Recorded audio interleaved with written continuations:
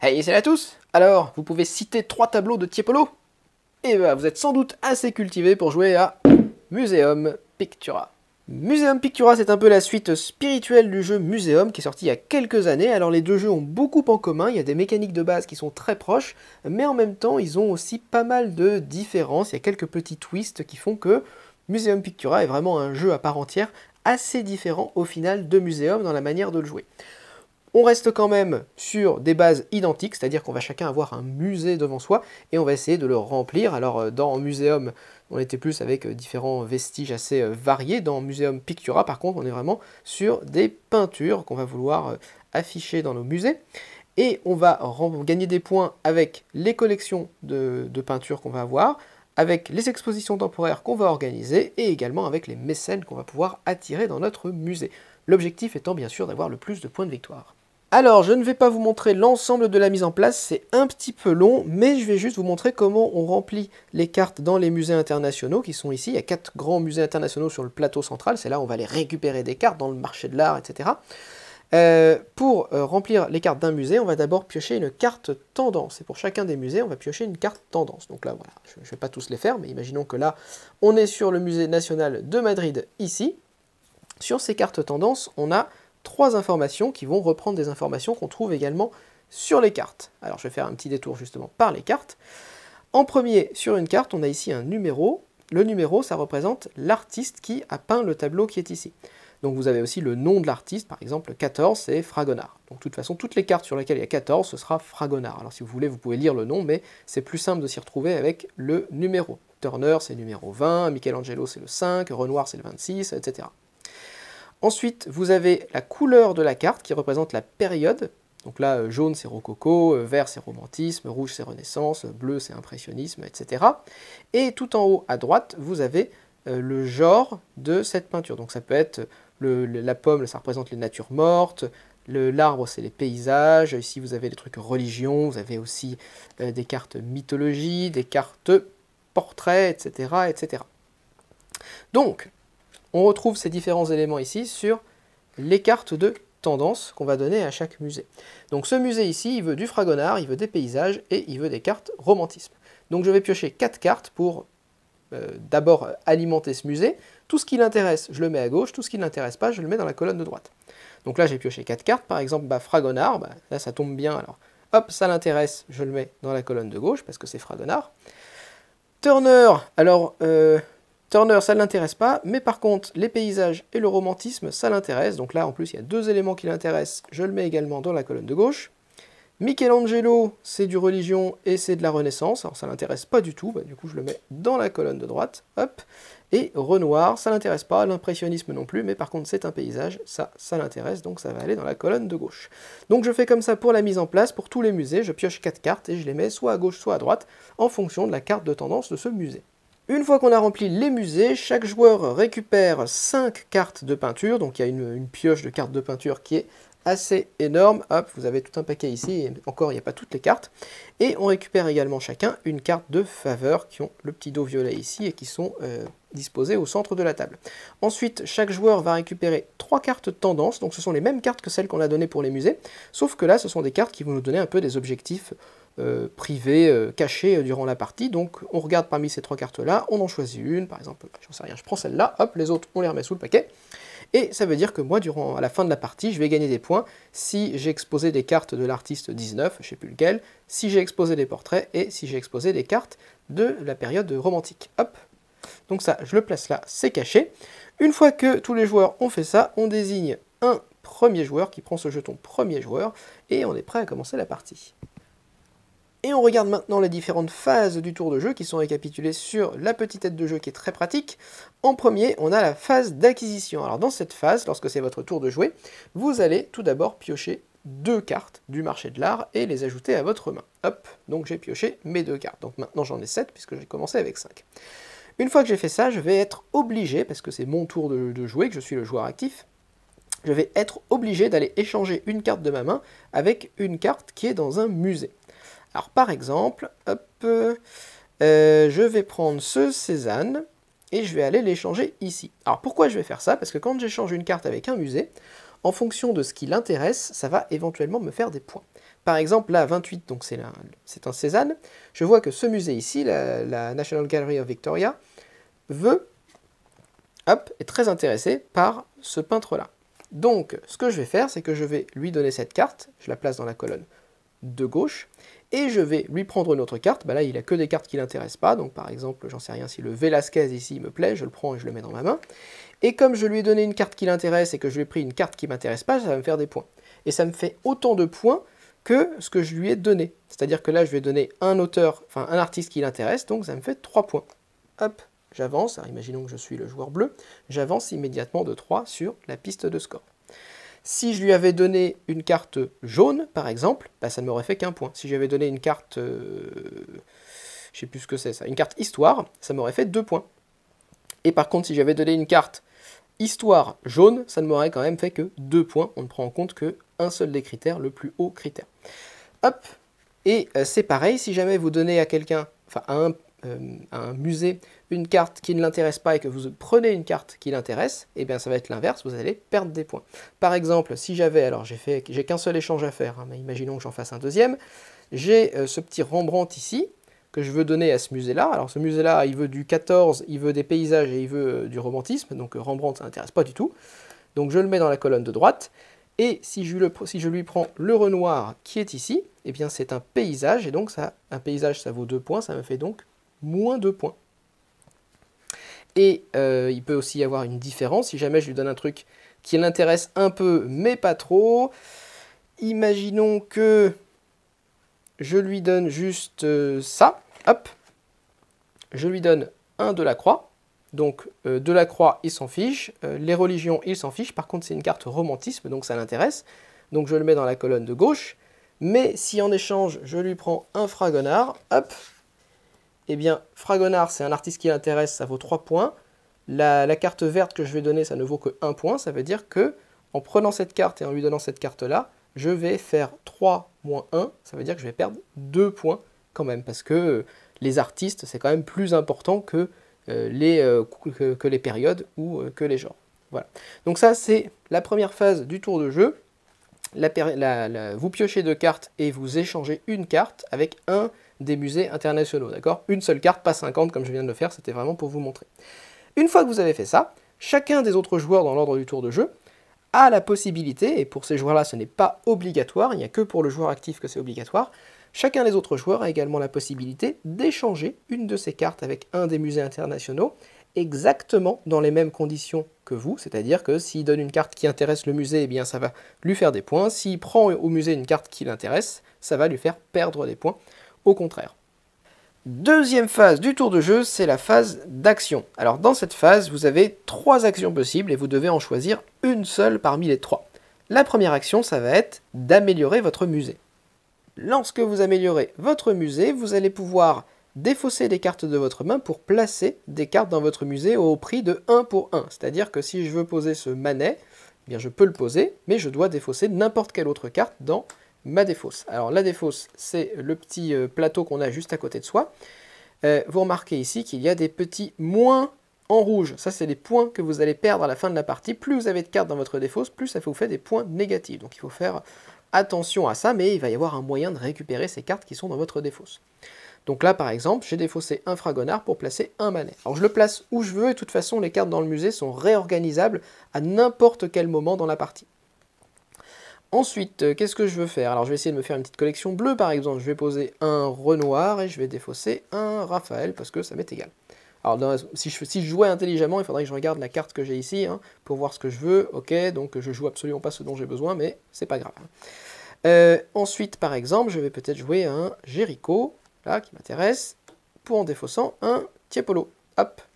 Et là, comme j'ai joué un Géricault, en même temps que je joue des cartes dans mon musée, il faut que je regarde la carte de tendance publique. Alors, je ne vous ai pas montré la mise en place, mais cette carte, elle est à côté des cartes de musées internationaux et elle va changer au début de chaque manche. Cette carte me permet de gagner des points si jamais, durant la manche, je pose des cartes qui remplissent ces conditions-là. Donc là, je n'ai pas posé l'artiste 29, par contre, je viens de poser une carte qui est une carte, je sais plus, mythologie, je crois, je sais plus. Bon, une carte ça, avec ce symbole, avec mon Géricault. Alors du coup, ça va me faire immédiatement 2 points de victoire. Alors c'est également une carte verte, mais je ne sais pas cumulatif, c'est l'un ou l'autre, donc évidemment, je prends celui qui me rapporte le plus de points, donc là ça me fait 2 points sur la piste de score. Hop. Donc il faut faire bien attention quand vous jouez des cartes, il faut regarder la carte de tendance publique, puisque comme elle va changer à chaque manche, peut-être que j'aurais pu attendre une manche de plus pour jouer mes 2 cartes bleues, parce que en espérant qu'une carte de tendance qui valorise le bleu ou qui valorise l'impressionnisme sorte au prochain tour. Voilà, donc là j'ai joué mes 3 cartes, il me reste qu'une seule carte en main, donc je ne peux rien défausser, malheureusement. Du coup, je ne peux plus rien faire. Alors, je ne peux plus rien faire, il y a quand même une petite possibilité supplémentaire. Au lieu de défausser des cartes de votre main pour jouer des cartes dans votre musée, vous avez aussi la possibilité d'aller récupérer des cartes dans la défausse de vos adversaires. Bon, ça c'est ma défausse, mais imaginons que ce soit celle de mon adversaire. Je peux décider, si le Tiepolo m'intéresse beaucoup, de venir lui piquer cette carte-là. Alors bien sûr, je dois quand même défausser une carte, je défausse une carte de ma main, hop, je défausse le turner. Je récupère le Tiepolo dans la défausse de mon adversaire et je le pose dans mon musée. Alors évidemment, c'est pas gratuit, comme je suis allé chercher une carte chez mon adversaire, je vais perdre un point de victoire et lui va gagner un point de victoire. Donc ça, je le change aussi sur la piste de score à ce moment-là. Donc il faut faire attention, ce que vous mettez dans votre défausse, ça peut éventuellement être piqué par vos adversaires. Donc, on vient de voir l'action améliorer son musée, qui est tout simplement je pose une carte dans mon musée en défaussant une autre carte pour payer celle que je viens de poser. Et à partir de quelques tours de jeu, je vais avoir de plus en plus de cartes dans mon musée, et je vais avoir ce qu'on appelle des collections. Une collection, c'est un minimum de 4 cartes qui sont soit de la même période, soit du même genre. Par exemple, ici, là, j'ai une collection de paysages, mais j'ai aussi une collection impressionniste, et voilà, c'est tout. J'ai que 2 collections pour l'instant dans mon musée. Sachant que pour que ce soit une collection, il faut que les cartes soient orthogonalement adjacentes. Par exemple, si ce paysage, hop, je l'avais placé ici, bah, je n'ai pas de collection paysage. Alors durant la partie, c'est pas grave, puisqu'on peut réorganiser son musée n'importe quand, donc il n'y a pas du tout de... c'est pas problématique. Ça va plutôt être important à la fin de la partie, lorsque vous allez devoir compter vos collections, il faudra bien les organiser. Mais durant la partie, comme vous pouvez tout réorganiser n'importe quand, c'est pas très grave, j'ai 4 arbres, même s'il est ici, je sais bien que je peux réorganiser mon musée n'importe comment pour le placer là. Donc à partir du moment où j'ai suffisamment progressé dans la partie pour avoir au minimum 4 cartes d'une période ou d'un genre, j'ai constitué une collection. Et les collections vont me rapporter des points durant la partie et à la fin de la partie, en fonction du nombre de cartes dont elles sont constituées. Et ça, c'est indiqué sur cette petite aide de jeu. Donc si j'ai 4 cartes dans ma collection, ça me fait 1 point. Mais par contre, si j'arrive à avoir 13 cartes dans ma collection, ça me fera 26 points. Si j'arrive à en avoir 20, ça me fera 52 points. Donc je vais voir, c'est pas tout à fait exponentiel, hein, parce qu'au bout d'un moment, ça diminue un peu. Mais plus j'ai de cartes dans une collection, plus ça va me faire de points. Voilà, ce qui est assez logique. Donc, lorsque j'ai des collections, une nouvelle action s'offre à moi, qui est l'action d'organiser une exposition temporaire. Et ça se passe sur le petit plateau hop, que je ne vous ai pas encore montré, qui est ici. Et sur ce petit plateau, on retrouve toutes les périodes et tous les genres. Et lorsque je décide d'organiser une exposition temporaire, je vais choisir, alors parmi les collections que je possède, une exposition que je n'ai pas encore organisée. Je peux organiser qu'une seule fois une exposition impressionniste, ou qu'une seule fois une exposition sur les paysages, etc. Donc là, par exemple, j'ai mon exposition sur les impressionnistes. Là, j'ai 6 cartes impressionnistes, ça me paraît pas mal, ça va me faire des points. Donc je décide d'organiser une exposition temporaire impressionniste. Je vais venir sur ce plateau et je vais prendre, hop, ce petit jeton ici. Alors il n'y en a que 2 par type, par genre et par période, donc c'est limité. Une fois que le deuxième est pris, vous ne pouvez plus en faire. Et le premier de chaque type, donc le premier joueur par exemple là, qui organise une exposition impressionniste, va gagner en plus un petit bonus de 3 points. Donc c'est très chouette, je vais organiser mon exposition impressionniste. Donc je prends mon jeton, et je vais gagner les points indiqués sur le jeton, donc là 3 points, plus le nombre de points que me rapporte ma collection. Donc c'est une collection de 6 cartes, ça veut dire que ça me rapporte 5 points. Donc 5 plus 3, mon exposition temporaire me rapporte immédiatement 8 points de victoire que je note sur la piste de score. Et ce n'est pas tout, puisque ce petit jeton, je vais pouvoir venir le placer sur un de ces emplacements qui est juste ici au-dessus de mon musée, et chacun de ces emplacements va me donner un petit bonus, soit durant la partie, soit à la fin de la partie, et en plus de ça, plus j'aurai organisé d'expositions temporaires durant la partie, plus ça va me faire de points de victoire, à la fin de la partie, ce qui est indiqué ici. Si jamais, par exemple, j'ai fait 2 expositions temporaires, ça me fera 5 points à la fin de la partie, mais si j'arrive à en faire 6, ça me fera 65 points. Alors, regardons rapidement les petits pouvoirs que je peux utiliser. Celui-là me permet d'exposer 2 cartes peinture de ma main ou de ma défausse directement dans mon musée et gratuitement. Donc, par exemple, là, si je choisis ça, bah, hop, je peux aller rechercher mon Turner et le Raphaël que j'avais défaussé tout à l'heure et les exposer immédiatement dans mon musée. Donc c'est un pouvoir assez chouette, mais bon, une fois que c'est utilisé, je ne pourrai plus le refaire lors d'une prochaine exposition temporaire. Ici, ça me permet de piocher 3 cartes peinture, et la taille de ma main est augmentée de 2. Normalement, votre taille de main est au maximum de 8 cartes peinture à la fin de la manche, à la fin du tour. Avec ça, vous pouvez avoir jusqu'à 10 cartes peinture à la fin du tour. Pareil pour les cartes faveur, ici je pioche 3 cartes faveur, et ma taille maximum de main de cartes faveur est augmentée de 2. Donc d'habitude c'est 3 cartes faveur maximum en main à la fin du tour. Maintenant je peux avoir jusqu'à 5 cartes faveur en main à la fin du tour. Ici, je remets toutes les cartes peinture de ma défausse dans ma main. C'est assez pratique.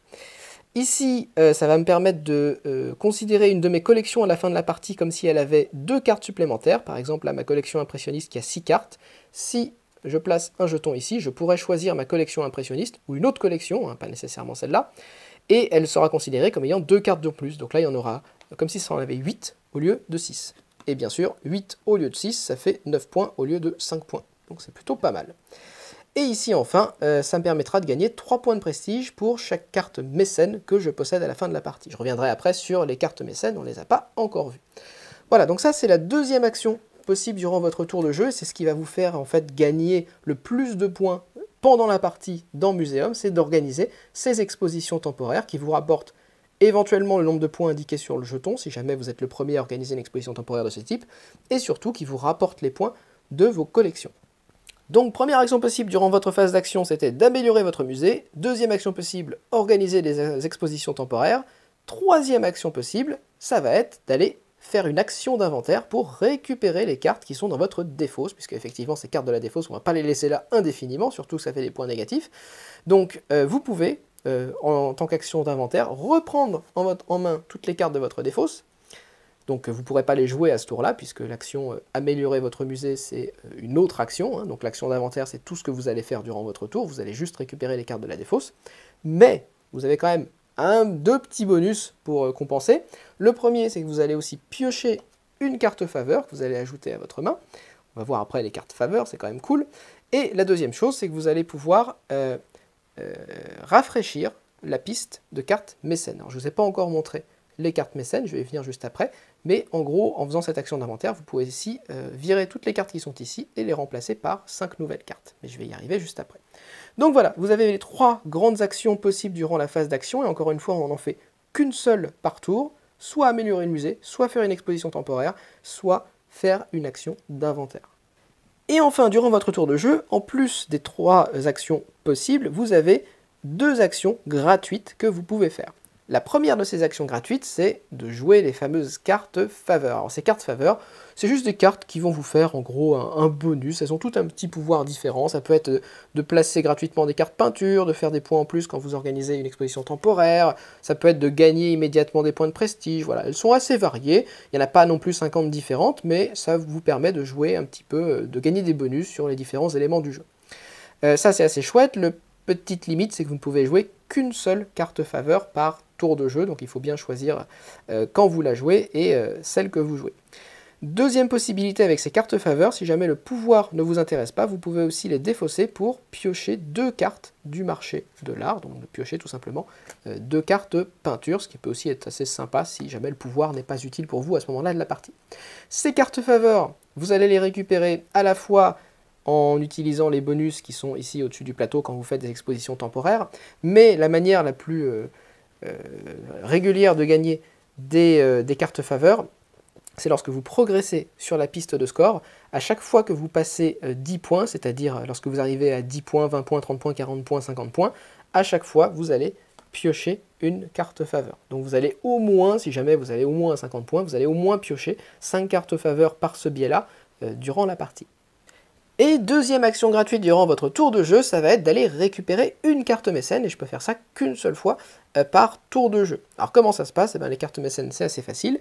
Ici, vous avez une condition, et ici, vous avez une récompense. Donc la condition, par exemple, ça peut être qu'il faut que j'ai dans mon musée 2 cartes 22, donc 2 cartes de Jericho. Par exemple, là j'ai 2 cartes Jericho, ça convient, je pourrais tout à fait prendre cette carte-là, et je l'ajoute, je la mets sur le côté, donc avec certains effets, ça peut me faire des points en plus à la fin de la partie. Parfois, c'est pas forcément un artiste, ça peut être aussi des prérequis sur des genres ou des périodes. Par exemple, là, il me faut 2 cartes rouges, et alors c'est pas 2 cartes rouges et 2 cartes histoire, je crois que c'est histoire, ça peut aussi être 2 cartes rouges sur lesquelles j'ai à chaque fois le symbole histoire, donc là ça pourrait être que 2 cartes. D'accord, c'est juste qu'il faut avoir au minimum de cartes rouges et au minimum de symboles histoire, que les symboles soient sur les cartes rouges ou qu'ils ne soient pas sur les cartes rouges. Donc là par exemple, bah, j'ai bien 2 cartes rouges, j'en ai une en plus avec le symbole histoire, et là en plus j'ai plein de symboles histoire, donc j'ai pas du tout de problème. Je remplis également les prérequis pour récupérer cette carte. Alors comment ça se passe quand je récupère une carte? Je peux choisir à ce moment-là entre gagner des points, c'est ce qui est tout en bas ici, donc celle-là par exemple me fait 2 points, ça fait entre 2 et 3 points par carte, à ce moment-là je les note immédiatement et il ne se passe rien de plus. Ou alors je peux choisir de prendre une carte peinture d'un des musées internationaux gratuitement, donc je ne perds pas de points même si je prends une carte qui intéresse un musée. Et ici par contre j'ai des restrictions, donc là je peux prendre une carte peinture d'un musée international, mais il faut que ce soit une carte rouge ou une carte histoire nécessairement. Par exemple, là dans le musée de Tokyo, là, hop, j'avais la carte Raphaël qui l'intéressait beaucoup. Ça m'aurait coûté des points d'aller la chercher de manière classique avec un échange, mais grâce à cette carte-là, je peux la récupérer gratuitement. Et lorsque je récupère une carte d'un musée international, hop, je remplace immédiatement la carte du musée international avec la première carte de la pioche, et comme d'habitude, je la mets soit dans la colonne de gauche, soit dans la colonne de droite, en fonction de la carte tendance du musée. À la fin de mon tour de jeu, je vérifie si j'ai bien 8 cartes peinture maximum dans ma main et 3 cartes faveur maximum. Si j'en ai trop, eh bien, je dois les défausser. Les cartes faveur que j'ai en trop, je les défausse dans la défausse des cartes faveur. Et les cartes peinture que je défausse, eh bien, je les défausse dans ma défausse. Et ça me fera des points négatifs à la fin si jamais je ne vais pas les récupérer. Évidemment, cette limite est augmentée si jamais vous avez fait des expositions temporaires et que vous avez débloqué les 2 pouvoirs qui sont ici. À la fin de la manche, donc une fois que tous les joueurs ont joué, on va juste changer la carte de tendance publique, donc on va en mettre une nouvelle, hop, et donc pendant toute la nouvelle manche, on va avoir un artiste, un genre et une période qui vont être davantage valorisés lorsque vous allez jouer, lorsque vous allez faire l'action d'améliorer votre musée. La partie se termine quand un joueur dépasse ou atteint 50 points à la fin de son tour. À ce moment-là, il prend le petit jeton bonus qui lui fera 5 points en fin de partie. Et tous les autres joueurs, mais pas le joueur qui vient de mettre fin à la partie, mais tous les autres joueurs ont encore un tour de jeu avant le décompte final. Alors, on arrive à la fin de la partie, imaginons qu'on soit dans cette situation, et on va compter les points. Alors, compter les points, c'est vraiment la salade de points, il y a énormément d'éléments à prendre en compte, je vais essayer de pas tous les oublier. En premier, ce que vous allez compter, c'est les collections dans votre musée. Donc ça, c'est ce que je vous disais, en fonction du nombre de cartes que vous avez adjacentes pour un genre et pour une période, ça va vous faire des points. Donc par exemple, là j'ai ma collection impressionniste en bleu, qui me fait, alors il y en a 6, donc 6 ça me fait, comme je le disais tout à l'heure, 5 points. J'ai ma collection paysage ici, et malheureusement, parce que j'organise mes cartes n'importe comment, je n'ai pas de collection verte. Mais en fait, en gros, je devrais quand même mettre mes 2 cartes ici vertes en bas, et dans ce cas-là, ça me ferait une collection de 5 cartes vertes. Mais si je le laisse comme ça à la fin de la partie, je n'ai pas de collection de cartes vertes, parce que je n'ai pas 4 cartes vertes orthogonalement adjacentes à la fin de la partie. Voilà, donc je l'ai juste fait pour vous montrer. Ah non, j'ai 5 paysages d'ailleurs. Donc mes 5 paysages ici, ça me fait 3 points. Bon, c'est un petit peu mieux que mon 1 point. Voilà, donc je compte par genre et par période combien de points chaque collection me fait, et puis j'augmente sur la piste de score. Une fois que chaque joueur a fait ça, on compte les cartes tendance, hop, donc on regarde la petite carte tendance qu'on avait gardée cachée, et là, c'est pas comme pendant la partie où on compte que l'élément le plus fort, là c'est cumulatif, c'est-à-dire que si j'ai un 19 qui est un portrait et qui est vert, ça va me faire 3, 5, 6 points. Alors là, c'est pas tout à fait le cas. Par contre, j'ai un 2 la croix ici qui est vert. Donc celui-là, par exemple, me fait 4 points. Donc si on est un petit peu organisé, on compte d'abord toutes les cartes 19 qu'on a. Donc là, j'ai qu'un seul de la croix, donc ça me fait 3 points. Ensuite, je compte tous mes portraits. J'en ai 3, ça me fait 2 x 3, 6. Et ensuite, je compte toutes mes cartes vertes. J'en ai 6, ça me fait 6 points également. Donc chaque joueur fait ça et ça rajoute. Alors si vous êtes bien débrouillé, ça vous rajoute beaucoup de points. Et si vous êtes mal débrouillé, eh bien, ça ne vous fait pas grand-chose. Ensuite, on calcule le bonus pour les expositions temporaires qu'on a organisées. Donc moi j'ai organisé 3 expositions temporaires, et je regarde ici, 3 expositions temporaires, ça me fait 10 points. Donc je rajoute 10 points à mon score final. Encore une fois, si vous les faites toutes, ça vous fait 65 points. Donc ça peut faire... quand on commence à en avoir 4 ou 5, ça devient très très très rentable, les expositions temporaires. Une fois que vous avez fait ça, on regarde si on a rempli la grande galerie. Donc la grande galerie, hop, ce sont les cases qui sont de cette couleur-là. Hein. Il y a une aile comme ça, une aile comme ça. Si vous arrivez à remplir toutes les cases de votre grande galerie avec une unique collection, soit de genre, soit de période, eh bien ça vous fait 5 points bonus. Ce qui n'est pas ouf ouf, mais si vous arrivez à le faire, ça peut faire la différence à la fin de la partie. Et enfin, si jamais vous avez réussi à remplir totalement votre musée, eh bien ça vous fait 15 points supplémentaires. Si jamais vous avez placé des jetons exposition temporaire à ces deux endroits, ça vous fait un petit bonus sur une des collections avec celui-là, et ce bonus-là vous permet de marquer des points en fonction du nombre de cartes mécènes que vous avez récupérées. Et enfin, hop, vous regardez combien de cartes vous avez dans votre défausse. Donc une carte c'est -1, 2 cartes c'est toujours -1, mais si vous avez un petit peu trop de cartes, ça peut arriver jusqu'à -10 points. Et ensuite c'est -3 par carte supplémentaire au-delà de ce seuil. Donc il faut faire attention aux cartes que vous avez dans votre défausse. C'est pas mal vers la fin de la partie de faire un petit inventaire si jamais il y en a trop. Au moins ça vous évite des points en moins. Chaque joueur fait le total de ses points, et celui qui en a le plus remporte la partie.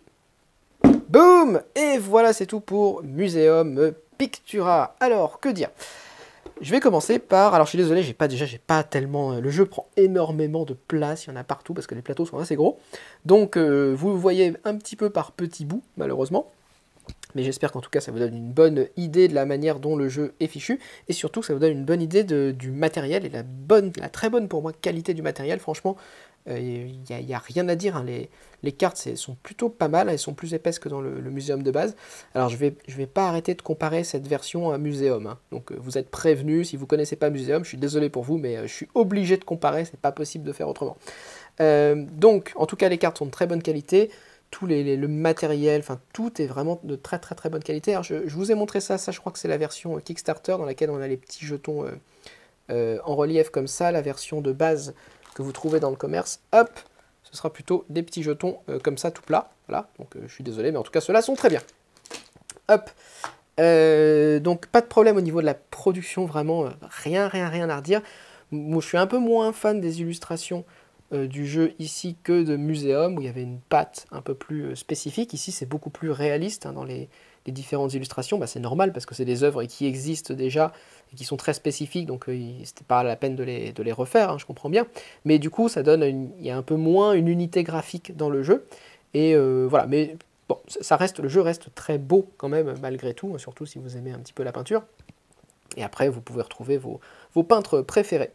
Pas de problème non plus sur les règles, on sent qu'elles sont très claires, très aérées, il n'y a pas de quasiment aucun problème de règles. J'ai un tout petit doute à un moment parce que j'avais mal lu quelque chose, mais vraiment c'est assez clair, j'ai pas eu de questions particulières, donc là aussi ils ont fait des progrès par rapport à la première version de Muséum où les règles c'est un peu comme ci comme ça. Et puis, alors si je devais le comparer de manière un petit peu plus globale à Muséum, il faut savoir que Muséum c'est un de mes jeux. Alors pendant que je parle, je vais vous montrer des cartes comme ça fera passer le temps. Muséum, c'est un de mes jeux les plus joués lorsque le jeu est sorti il y a quelques années. Pas du tout parce que c'est le meilleur des jeux ou parce que il fonctionne le mieux, mais parce que c'était un jeu qui était facile à sortir, agréable à jouer, détendant, enfin voilà, donc c'est pour plein de raisons, c'est un jeu auquel j'ai beaucoup joué quand il est sorti. J'ai arrêté d'y jouer en attendant la version Kickstarter de luxe qui a eu pas mal de déboires, il faut le dire, ces derniers temps, et donc ça va en faire hurler certains. Je ne jette pas la pierre Legal Game, j'attends patiemment que ma version arrive pour faire justement aussi la vidéo sur Muséum, puisque pour l'instant j'attends du coup les nouvelles règles. Et en attendant, je me suis rabattu sur Muséum Pictura. Alors, que dire au niveau de la mécanique par rapport à Muséum de base? Je pense que le jeu est quand même mieux ficelé, mieux fait, il s'éparpille moins, il y en a moins dans tous les sens, et un des éléments pour moi les plus symptomatiques de ça, c'est un exemple, hein, il y a plein de trucs, mais ça, c'est notamment les cartes faveurs. Dans le Muséum de base, on avait 25 cartes faveurs différentes avec des effets à la con qui n'étaient pas forcément intéressants, ou certaines cartes dont on n'avait jamais besoin. Ici, on a alors c'est peut-être qu'une impression, encore une fois, mais quand même, je suis presque sûr, hein. On a beaucoup moins de cartes faveurs différentes, donc il y a moins de variété, mais en même temps, chacune de ces cartes est beaucoup mieux pensée et beaucoup plus utile. Il n'y a pas un moment où vous dites « Ah non, cette carte, elle est pourrie ». Non, c'est globalement, en général, c'est toujours une carte qui va être à peu près utilisable. Et même lorsque vous ne voulez pas les utiliser, vous avez toujours la possibilité de les défausser pour piocher 2 cartes du marché de l'art, donc ces cartes-là ne vous seront jamais totalement inutiles, elles vont toujours servir à quelque chose, donc ça c'est plutôt pas mal. Et de manière générale, en fait, le jeu fait l'effet d'être beaucoup mieux maîtrisé, il y a moins de moments où ça vasouille, c'est plus coupé au cordeau, on va dire, je ne sais pas comment le dire autrement. Le jeu est également beaucoup plus complexe et beaucoup plus dense pour moi que Muséum, à plusieurs niveaux. Déjà avec cette histoire de cartes tendance. Alors c'est très bien, ces cartes tendance, elles sont utilisées de plein de manières différentes, mais c'est vrai que faire les échanges avec les différents musées, c'est pas du tout évident dès le début de la partie, parce qu'à chaque fois que vous faites quelque chose, ça vous fait gagner ou perdre des points, il faut faire attention à ce que le musée veut, ce que le musée veut pas, ce que vous voulez, ce que vous ne voulez pas, quels sont vos objectifs, faire en sorte de vous adapter aussi, il y a un côté assez opportuniste, hein, parce qu'il faut s'adapter aux cartes qui sortent, donc c'est pas toujours évident, faut voir comment les autres joueurs échangent leurs cartes avec les différents musées. Et puis surtout, ce qui est plus complexe que dans Muséum, c'est différentes manières de marquer des points. Et la manière globale en fait, dont vous allez marquer vos points. Puisque dans Muséum, en fait, l'idée c'était que vous posiez vos cartes en essayant de faire des collections. Il fallait bien équilibrer le fait de avoir pas mal de cartes et avoir des cartes quand même assez fortes qui vous faisaient progresser sur la piste, pour à la fois gagner des points durant la partie et gagner des points à la fin de la partie avec vos collections. Ça, vous l'avez toujours d'une certaine manière, puisque vous allez devoir gagner des points à la fin de la partie avec vos collections, mais pendant la partie, la manière dont vous marquez des points est très différente, et assez diverse, en fait, parce que vous avez à la fois les échanges que vous faites avec les musées, les cartes tendances publiques que vous avez à chaque tour de jeu, et vous devez toujours avoir un œil dessus pour vous dire « Attends, est-ce que ça va me faire des points ou pas ?» Et surtout, vous avez le cœur du jeu, c'est vraiment ces expositions temporaires, et il faut vraiment très très bien choisir quelle exposition vous allez faire à quel moment pour gagner exactement le nombre de points que vous voulez, parce que si vous gagnez trop vite trop de points, vous allez arriver à la fin de la partie avec finalement des expositions un peu pourries, très peu d'expositions temporaires, et vous aurez très peu de points de fin de partie par rapport à quelqu'un qui aura un peu plus temporisé, qui aura moins grillé toutes ses cartes dès le début, qui aura plutôt joué des cartes qui leur ont rapporté un petit peu moins de points pendant la partie, mais beaucoup de points de collection à la fin de la partie. Et c'est vraiment difficile, j'ai trouvé enfin difficile, c'est pas impossible, mais c'est vraiment difficile dans ce jeu, et plus que dans Muséum, de trouver le bon équilibre entre ces deux éléments. C'est pour ça que ça en fait un jeu plus complexe, plus dense, qui fait plus chauffer les neurones en tout cas que Muséum, via cette manière très différente de marquer les points. Et puis comme vous l'avez vu, il y a les cartes tendances, les collections, les petits jetons ça fait des points, ça fait des points encore, remplir le musée, la grande galerie, enfin voilà, tout fait des points à droite à gauche, et il n'y a pas forcément une manière plus intelligente que les autres de marquer des points. Il va forcément falloir faire des expositions temporaires, parce que ça fait quand même des bonus assez intéressants, mais faire plein d'expositions temporaires avec plein de petites collections un peu pourries, je sais pas si c'est... je pense que c'est tout aussi viable en fait que de faire moins d'expositions temporaires avec des expositions un peu plus conséquentes à chaque fois.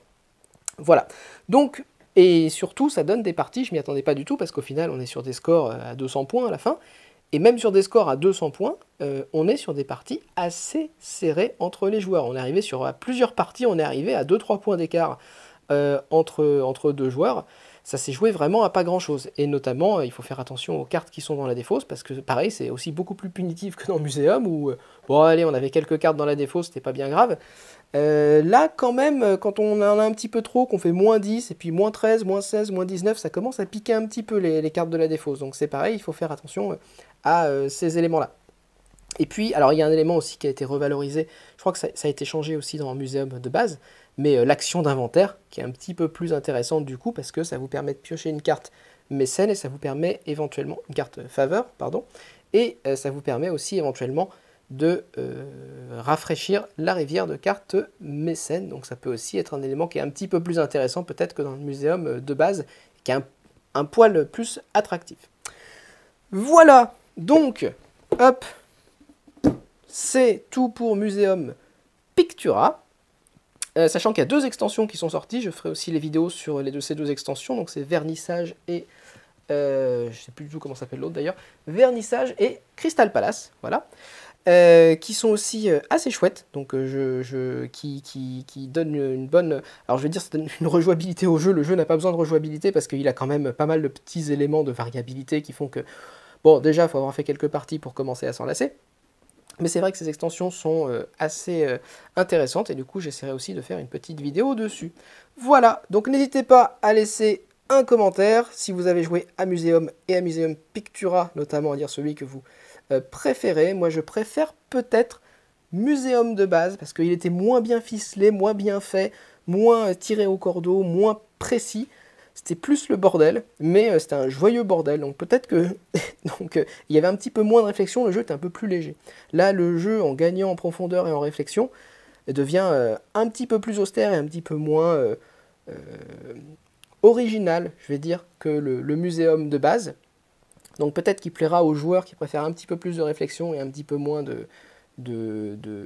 d'aléatoire, et que le muséum de base plaira un peu plus à des joueurs comme moi qui sont à la recherche de quelque chose sur ce type de jeu d'un petit peu plus léger. Voilà. Donc c'est tout pour Museum Pictura. N'hésitez pas à laisser un commentaire, à mettre un pouce vers le haut, à vous abonner. Et moi je vous retrouve la prochaine fois. Salut!